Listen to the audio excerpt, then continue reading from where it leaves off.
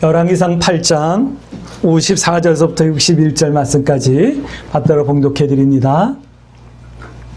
솔로몬이 무릎을 꿇고 손을 펴서 하늘을 향하여 이 기도와 간구로 여호와께 아뢰기를 마치고 여호와의 제단 앞에서 일어나 서서 큰 소리로 이스라엘의 온 회중을 위하여 축복하며 이르되 여호와를 찬송할지로다. 그가 말씀하신 대로 그의 백성 이스라엘에게 태평을 주셨으니 그 종 모세를 통하여 물은 말씀하신 그 모든 좋은 약속이 하나도 이루어지지 아니함이 없도다.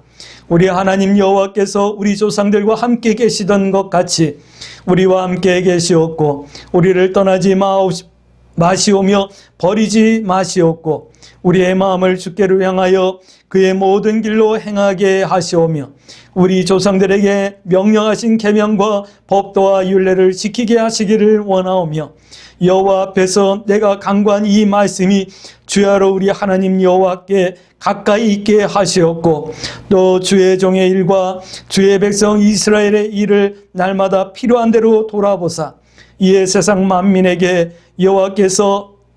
여호와께서만 하나님이시고 그 외에는 없는 줄 알게 하시기를 원하노라.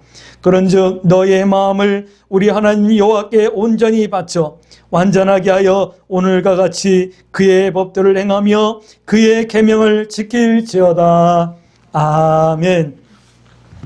우리 서로 인사합니다. 참 잘 오셨습니다. 네, 참 잘 오셨습니다. 이렇게 명절 연휴가 시작된 이런 때 주일이 있으면 참 마음이 여러 가지로 복잡해지기도 하고 또 이와 같이 예배드릴 때 함께 예배드리는 성도들을 보면 참 귀하다라는 생각이 들어요. 보통 세상 사람들은 금요일날 오후서부터 명절 연휴가 시작이 되잖아요. 그래가지고 금요일날 오후서부터 고속도로가 막히니 어쩌면서 막 뉴스에 막 나오는데 지금 한참 지방에 내려가서 친척들을 만나고 명절 분위기에 막 취해 있어야 될 텐데 이 연휴 중간에 나와가지고 이렇게 예배드린다. 이게 사실 보통 믿음이 아니죠. 여러분들 오늘 하나님 앞에 나온 여러분들을 축복합니다. 여러분들이 드리는 이 예배가 하나님께 영광이 되어지고 또한 여러분들 모두에게 하나님의 은혜와 평강이 되어지길 주의 이름으로 축복합니다. 열왕기상 말씀은 이스라엘의 역사를 기록한 역사서예요. 우리나라에는 삼국사기, 삼국유사가 있고 조선실록이 있고 뭐 이런 역사책이 있잖아요. 그것처럼 이스라엘의 역사를 기록한 한 부분인데 그것도 왕정시대를 기록했던 그런 역사서예요. 근데 특별히 오늘 우리가 함께 나눌 열왕기상은 다윗이 왕이 되어지고 다윗에서부터 시작되어져가지고 이스라엘이 북쪽 이스라엘과 남쪽 유다로 나뉘어지며 악을 행하는 왕들에 대해서 소개하고 있어요. 다윗이 나이가 많았어요. 이제 얼마 안 있으면 이제 하나님의 부름을 받아 죽어야 될 텐데 그때 아도나이라고 하는 다윗의 아들 중에 한 아들이 지혜로웠나 봐요. 대신들을 모아가지고 또 친구들을 모아가지고 제사장들을 모아가지고 내가 왕이 될 거야 라고 선포를 해요. 근데 그 사실을 나단 선지자가 알았고 그 다음에 솔로몬의 어머니였던 바세바가 알게 된 거예요. 그래가지고 바세바하고 나단 선지자가 다윗에게 가서 왕이 정말 아도나이로 이스라엘 왕을 삼겠다라고 왕의 후계자를 삼겠다고 말씀하셨습니까? 라고 하면서 이제 얘기를 해요. 그래서 다윗이 솔로몬을 왕으로 선포하는 거예요. 그래서 솔로몬이 이스라엘의 이제 3대 왕이 되어지는 내용을 볼 수가 있어요. 그래서 아주 극적으로 솔로몬이 왕이 되어지고 아도나이는 두려워 떨다가 결국은 이제 되는 이렇게 일반인으로 돌아가는 그런 내용을 볼 수가 있어요. 솔로몬이 왕이 되어서는 하나님 앞에 1000번제를 기본 산당에서 드리고 꿈에 하나님께서 내가 너에게 무엇을 주길 원하느냐라고 하나님께서 물어보실 때 하나님께서 베푸신 이 많은 백성들을 잘 다스리고 이끌어갈 수 있는 지혜를 주시길 원합니다 해서 하나님께 지혜로운 마음과 총명된 마음을 많이 받아서 아주 좋은 왕으로서의 출발을 하게 되죠. 그래서 나라가 아주 견고해지는 것을 볼 수가 있어요. 그래서 솔로몬이 성전을 건축해요. 성전을 건축하는데 이 성전은요, 보통 성전이 아니에요. 황금 성전이에요. 물론 돌을 떠서 이렇게 벽을 만들고 그다음에 백향목으로 또 안을 치장을 했어요. 하지만 그 돌들을 이렇게 싸서 붙일 때 우리 시멘트로 붙이는 것처럼 황금으로 돌을 붙였어요. 그리고 그 성전 안쪽은 전부 다 황금을 다 발랐어요. 나무들도 황금으로, 집기들도 황금으로 막 전부 다 황금 성전이라 그래요. 그래서 나중에 이제 역대하 말씀을 보면 바벨론이 와가지고 이스라엘을 공격하며 성전을 무너뜨리는 내용이 나오는데 그 왜 그러냐면 거기에 있는 황금을 가져가기 위해서 돌 위에 돌 하나 남지 않게 전부 다 무너뜨리는 그런 결과를 낳게 되는 것을 볼 수 있죠. 그런데 이 솔로몬이 나중에는 마음이 좀 변질돼요. 타락해요. 그래가지고 어떻게 되죠? 이스라엘이 나뉘어져요. 북쪽은 여로보암이, 남쪽은 솔로몬의 아들이었던 르호보암이 이렇게 나라가 두 쪽으로 나뉘어져요. 그러면서 이 두 나라가 끊임없이 전쟁을 하는 내용이 이제 역대상, 역대하 말씀을 보면 알 수가 있어요. 그래서 14장, 오늘 우리가 읽은 열왕기하 14장 22절 말씀 보면 이렇게 나뉘어졌는데 그들이 악을 행하였다라고 말씀하면서 끊임없이 하나님의 율법을 버리고 하나님의 뜻을 저버리는 내용들이 계속 기록되어져 있는 아주 부끄러운 그런 역사를 기록하고 있는 거예요. 솔로몬이 11장 4절 말씀 보니까 마음이 다윗 같지 않았다라고 말씀하여. 그 왜 그러냐면 솔로몬 노년에, 솔로몬 이제 왕 후반전에 가면 여러 나라의 공주들을 왕비로 맞아들이는데 그들이 그냥 몸만 온 것이 아니라 우상들을 갖고 오고 우상의 습관과 예법을 갖고 와가지고 솔로몬의 마음을 바꿔버리는 거예요. 그런 내용이 나와요. 그게 이제 타락이죠. 또 17장에 보면 아주 통쾌한 내용도 나오죠. 엘리야 선지자가 그 무슨 산이죠? 갈멜산, 맞아요. 갈멜산에서 아세라 선지자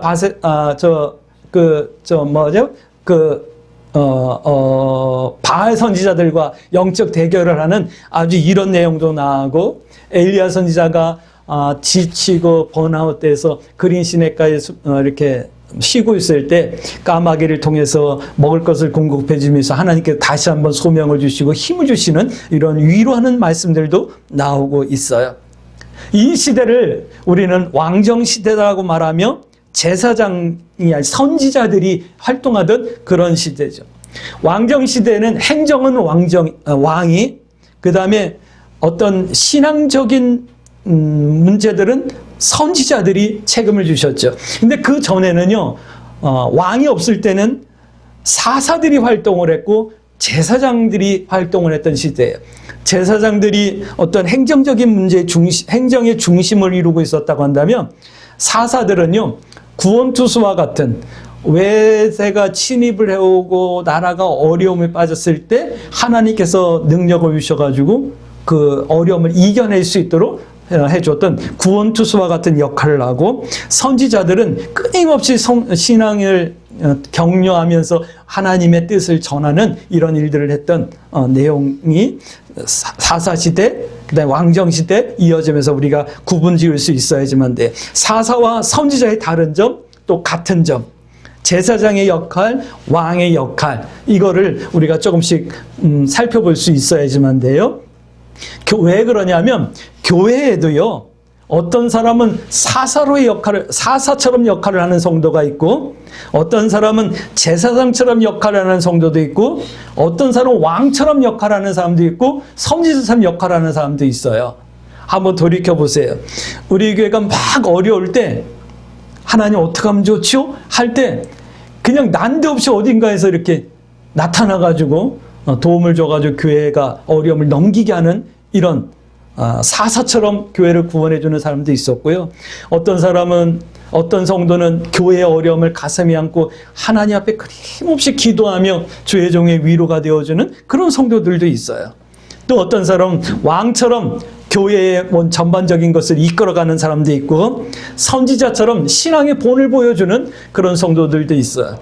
여러분들은 어떤 모습의 신앙생활을 하고 어떤 직분이 있을까요? 어떤 사명이 있을까요? 한번 생각해 보셔요. 여러분들 중에 어떤 사람은 사사처럼, 어떤 사람은 제사장처럼, 어떤 사람은 왕처럼, 어떤 사람은 선지자처럼 분명히 사명이 있을 거예요. 그 사명 붙들고 하나님의 교회에서 세상에서 충성하다 하나님의 영광의 멸류관 받았을 수 있는 그런 성도들이 되어줄 수 있게 되길 주의 이름으로 축복합니다.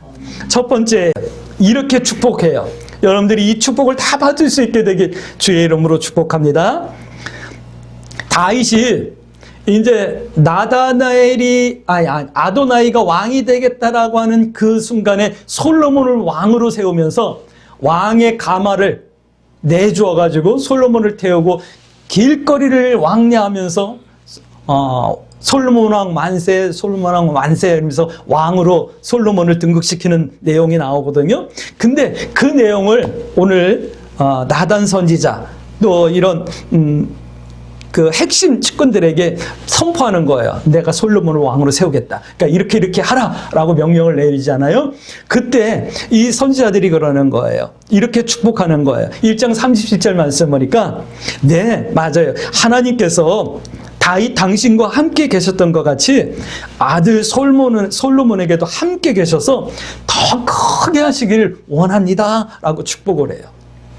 또 1장 47절 말씀 보니까 솔로몬을 더 아름답게 하고 또 더 크게 하시길 원합니다. 그래서 하나님의 백성된 이 이스라엘이 정말 강자하고 하나님을 잘 섬기는 나라가 되길 원합니다. 라고 축복하는 거예요. 제사장 사독, 선지자 나단 뭐 이런 분들이 이렇게 축복을 하는 거예요. 이걸 말씀을 보면서 저도 욕심이 나더라고요. 강주 새순교 성도 여러분, 여러분들이 이 축복을 받을 수 있게 되길 주의 이름으로 축복합니다. 이거는 제사장과 선지자들이 다윗 왕을 축복한 거지 이렇게 생각하지 마세요. 오늘 동일하게 우리에게 축복해 주는 말씀으로 여러분들이 욕심낼 수 있게 되길 주의 이름으로 축복합니다. 우리의 부모보다 나보다 나의 자녀들이 더 복되면 얼마나 좋겠어요.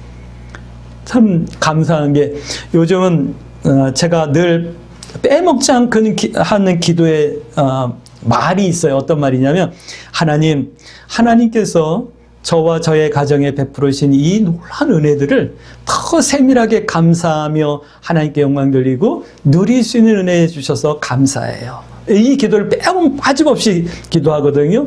왜 그러냐면 우리 자녀들을 이렇게 보면서 저들은 나보다 훨씬 더 한 100배는 더 윤택하고 풍요롭게 생활하고 있다라는 생각이 들어요. 그렇다고 쟤네들이 잘 살고 잘 쓰고 많이 쓰고 그러는 건 아닌데 사는 걸 보면서 그렇다라는 생각이 들어요.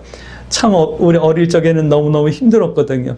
근데 감사한 건 그렇게 힘든 가운데서도 나는 불행해, 나는 힘들어 이런 생각을 한 번도 하지 않았다는 것이 너무 고맙고 감사하잖아요. 감사해요. 근데 우리 자녀들은 나보다도 더 행복하고 복된 삶을 살 것이 믿어져서 감사해요. 성도가 우리가 믿음의 삶을 살면 성도다워지면 그 복을 누리는 거예요. 그러니까 이것이 우리가 성도다운 신앙의 삶을 살아야 될 이유가 되고 목적이 되기도 하는 거예요. 할렐루야. 축복합니다. 다윗보다 솔로몬보다 더 신앙인다워지길 주의 이름으로 축복합니다. 나보다 내 자녀들이 더 큰 신앙인이 되어지길 주의 이름으로 축복합니다. 우리 자녀들이 하나님의 나라에 이와 같이 기둥 같은 일꾼들이 되어지길 주의 이름으로 축복합니다. 질문해야죠. 왜 다윗이 왜 이 축복을 받는데요? 우리가 왜 이 축복을 받아야 되고 어떻게 하면 받을 수 있는데요? 질문하실 수 있을까요? 다윗이 이 축복을 받았던 이유는요, 다른 것이 아니에요. 옳은 것을 선택했기 때문이에요. 그래? 아도나이가 왕이 되겠대?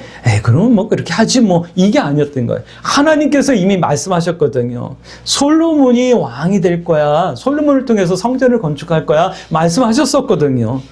근데 이렇게 옳은 것을 선택하니까, 하나님의 뜻을 선택하니까 할렐루야, 이 축복을 받게 되는 거예요. 때로는요, 내가 힘들고 아플 때가 있어요. 하나님의 뜻을 선택하는 것이 너무 괴로울 때도 있어요. 그러나 지금도 내가 힘들고 아파도 하나님의 뜻을 선택해내면 하나님께서는 이 복을 우리들에게도 주신다라는 거예요. 할렐루야. 이 믿음이 오늘 우리 광주 새순교 성도들에게 있어지길 주의 이름으로 축복합니다. 두 번째는 다윗의 삶이에요. 열왕기 상 말씀을 이렇게 보면 다윗의 삶에 대해서 우리가 쭉 볼 수가 있어요. 다윗은요, 성경은 이렇게 증거하고 있어요. 사무엘상 13장 14절 말씀 보면 하나님의 마음에 합한 사람이었다라고 증거하고 있어요. 오늘 우리 광주 새순교 성도들도 하나님의 마음이 합한 성도 되어지길 주의 이름으로 축복합니다. 근데 오늘 2장을 보면 다윗의 말년이잖아요. 다윗의 말년에도 뭐 국정을 온전하게 장악하지 못한 것 같아요. 왕인데 국정을 온전히 장악하지 못했던 거예요.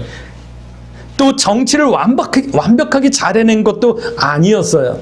거기에다가요, 죄도 있었어요. 우리아의 아내 밧세바를 범하기도 하죠. 또 실수도 했어요.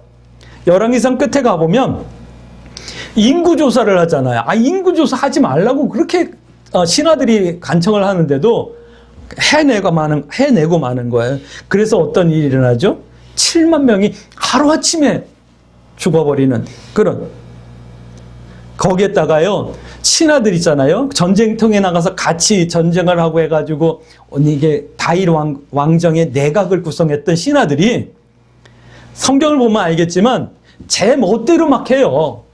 왕의 명령이 없는데도 가가지고 막 사람을 죽이기도 하고 자기 마음에 안 맞는다고, 자기에게 좀 감정이 있다고 정말 괜찮은 사람을 막 죽이기도 하고 그런 내용이 나와요. 신하들이요. 그런데 이름에도 불구하고 하나님의 마음이 합한 사람이었다라고 말씀하는 거예요. 이걸 성도다운 사람이었다 말씀하는 거거든요. 왜 그랬을까요? 오늘 성경은 이렇게 증거하고 있어요. 우리 2장 3절 말씀 한번 볼까요? 2장 3절 말씀. 다윗이 이랬기 때문에 하나님의 마음에 합한 사람이었다라고 말하는 거예요. 내 하나님 여호와의 명령을 지켜 그 길로 행하여 그의 법률과 계명과 율례와 증거를 모세의 율법에 기록한 대로 지키라. 그리하면 내가 무엇을 하든지 어디로 가든지 형통할지라. 다시 바꿔드릴게요. 하나님의 명령을 지켜 행하며 모세의 율법에 기록한 대로 지키면 하나님께서 내가 어디로 가든지 함께하며 형통하게 하시고 나를 하나님 마음에 합한 성도로 세워주시는 거예요. 할렐루야. 오늘 우리 광주 새순교 성도는 여러분들 기도의 제목 삼을 수 있을까요? 하나님, 내가 하나님의 명령을 지킬 수 있게 해주세요. 이렇게 기도하실 수 있을까요? 내가 어디로 가든지 하나님이 나와 함께 하시며 나의 범사가 형통할 수 있도록 인도해 주세요. 기도하십시다. 할렐루야. 세 번째로 이런 거예요. 솔로몬에게 임한 응답이 있어요. 솔로몬이 얼마나 하나님 앞에 간절한 마음이었으면 기브온 산당, 이때는 뭐 성전이 없을 때였으니까 이제 산당에 가가지고 이렇게 하나님 앞에 제물도 드리고 막 그러는데, 기브온 산당에 가가지고 양인지 소인지 뭐 염소인지는 잘 모르겠어요. 아무튼 기브온 산당에서 1,000마리 번제를 하나님 앞에 드려요. 하나님께서 응답해 주시잖아요. 3장 12절 말씀 보니까 지혜롭고 총명한 마음을 많이 주셨어요. 그리고 4장 29절 말씀 보니까 넓은 마음을 바다 모래처럼 많이 주셨대요. 여러분들 지혜롭고 총명되어져서 세상에서 하는 모든 일들을 잘 해결해낼 수 있게 되길 주의 이름으로 축복합니다. 또한 넓은 마음을 주셔서 세상 사람들까지도 여러분들이 품을 수 있는 그런 은혜가 있어지길 주의 이름으로 축복합니다. 이 지혜가 얼마나 뛰어나왔는지 온 세계가 감탄하게 되었던 거예요. 그리고 지금도 법관들이 뭔가 판결을 할 때 기본이 뭐냐? 솔로몬의 이 지혜서를 기본으로 하고 있는 거예요. 그리고 6장, 7장 보면 이제 성전을 웅장하게 건축하게 하거든요.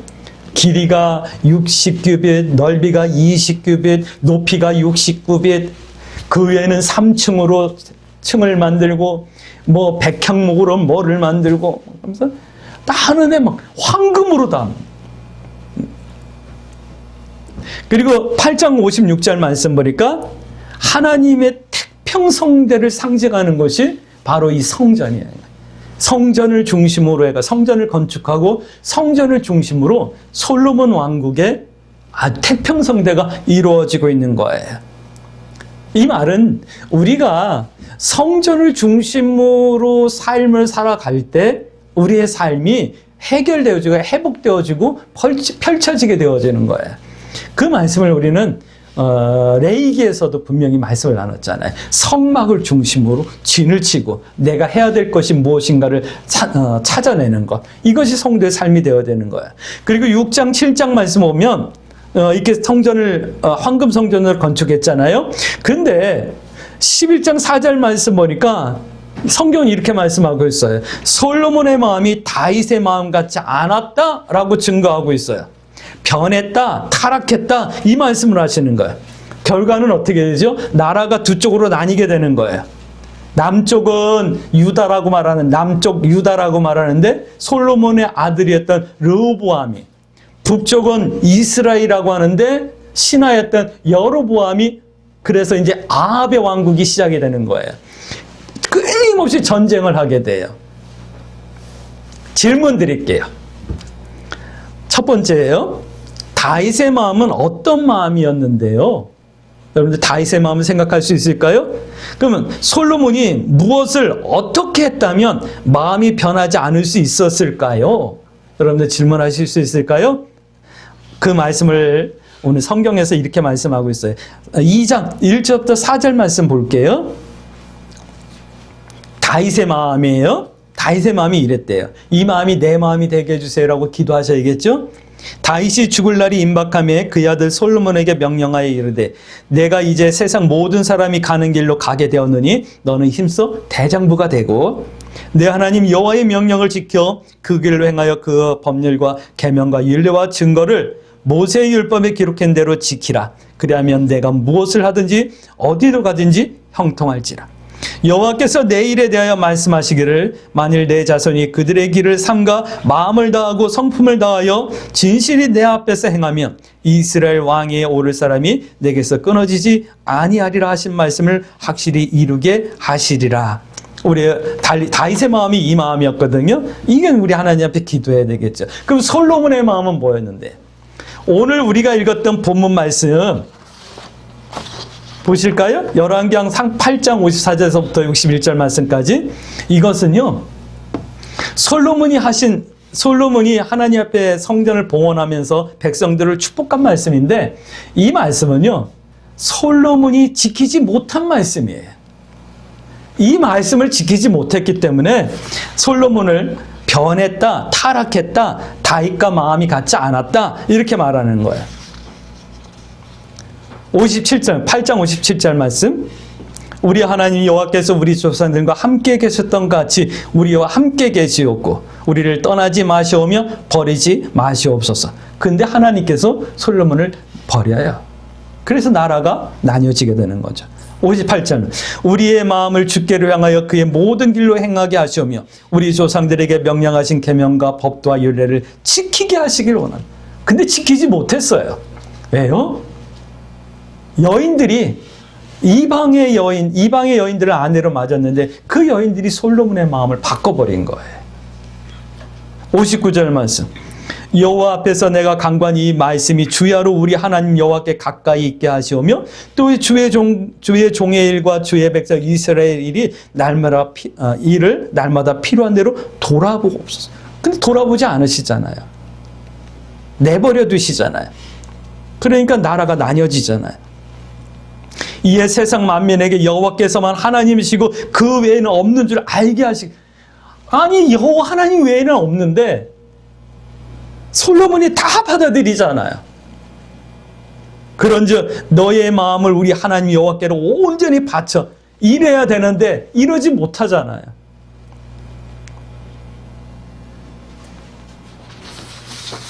성경이 이 말씀을 왜 기록했을까요? 너희는 그러지 말라. 하나님께서는 솔로몬에게 응답하셨어요. 그런데 솔로몬이 하나님의 응답에 온전하지 못한 거예요.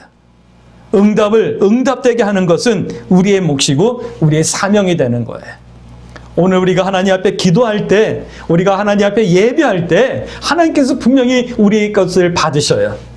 그러고 우리에게 응답해 주셔요. 어떤 이에게는 평강으로, 어떤 이에게는 삶의 환경이 펼쳐짐으로, 어떤 이에게는 길이 평탄해짐으로, 어떤 이에게는 건강으로. 그러나 그 응답이 응답되게 하는 것은 나의 몫이고 내 사명이라는 거예요.